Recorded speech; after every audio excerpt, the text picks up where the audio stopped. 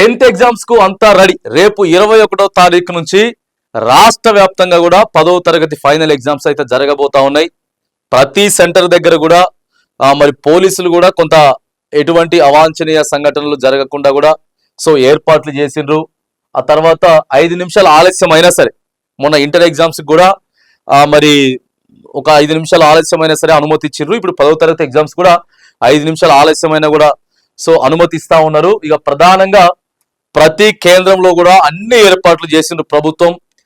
ఎటువంటి ఒత్తిడికి గురి కాకుండా ఈ సంవత్సర కాలం అంతా కూడా ఏమైతే చదువుకున్నారో సమయానికి ఎంత సమయం కావాలో అంత సమయానికి దయచేసి నిద్రపోండి. ఆ తర్వాత ఫ్రెష్ మైండ్ తోటి మంచిగా ప్రశాంతంగా ఎగ్జామ్స్ రాయండి.